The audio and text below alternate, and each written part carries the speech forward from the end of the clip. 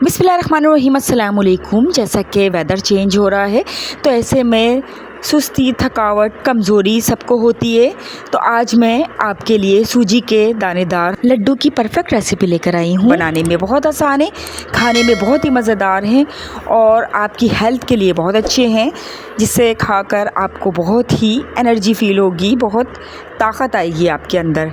तो वीडियो को बगैर स्किप के एंड तक देखिएगा। तो जल्दी से बनाना शुरू करते हैं। सूजी के लड्डू बनाने के लिए मैंने 250 ग्राम्स यानी 1 पाव सूजी ली है। इसे छान के रख लिया है। कप से मेजर करें तो 2 कप है, सिर्फ 2 से 3 टेबल स्पून कम कर लें, बाकी 2 कप के बराबर ही है। इसके लिए हाफ़ कप मैंने देसी घी लिया है। देसी घी में बनाएं तो ज़्यादा अच्छा है, वरना बनास्पति घी में भी बना सकते हैं। ये कुछ ड्राई फ्रूट्स लिए हैं अपनी पसंद से और आधा कप पिसा हुआ खोपरा है। ड्राई फ्रूट्स में बादाम, पिस्ता, काजू और किशमिश हैं। तो चले बनाना शुरू करते हैं। एक कढ़ाई ली है, इसमें आधा कप घी डालेंगे और लो फ्लेम पे ही जितने भी ड्राई फ्रूट्स आपको पसंद है, इसको मैंने चॉप कर लिया था और किशमिश को धो लिया था। लो फ्लेम पे इनको हल्का सा क्रंची करेंगे कि एक अच्छा सा फ्लेवर आ जाए। आप चाहें तो ड्राई फ्रूट्स बग़ैर रोस्ट किए भी डाल सकते हैं, लेकिन इस तरह इसमें बहुत ही मज़ेदार फ्लेवर आता है। सिर्फ चंद सेकंड्स के लिए हम इसे फ्राई करेंगे, किशमिश फूल जाए और क्रंचीनेस आ जाए। इसको निकाल के एक साइड पर रख लेंगे और सूजी जो हमने छान के रखी थी इसे डाल देंगे और मुस्तकिल चमचा चलाते हुए इसे भूनेंगे।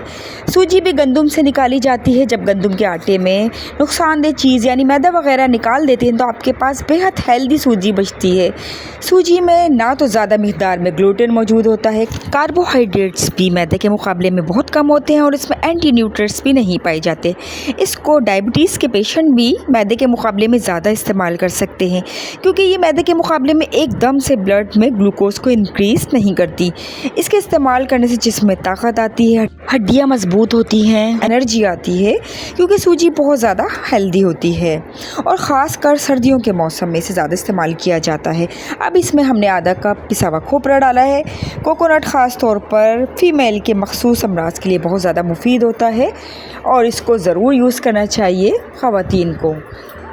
अब इसमें मैं पिसी हुई चीनी डाल रही हूँ। ये 1.25 कप चीनी है, यानी 1 कप और 1/4 कप।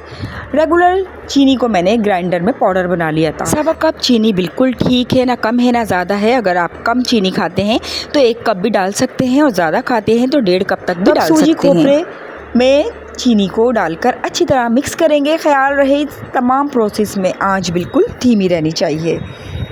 तो ख़ासकर सर्दियों के मौसम में इसे ज़्यादा इस्तेमाल किया जाए तो ये बहुत ही बेहतरीन रहती है। अब इसमें ड्राई फ्रूट्स जो हमने रोस्ट करके रखे थे देसी घी में से डाल देंगे।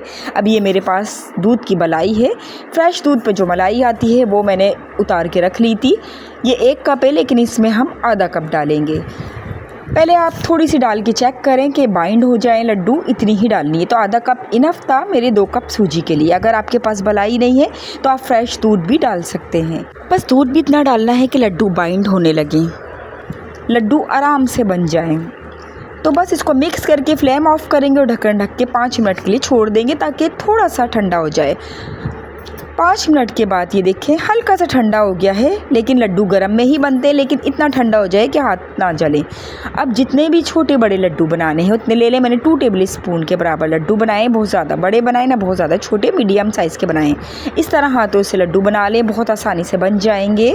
बस ख्याल रहे कि गरम गरम में ही लड्डू बनाने हैं, ठंडा नहीं होना चाहिए मिक्सचर, वरना लड्डू नहीं बनेंगे।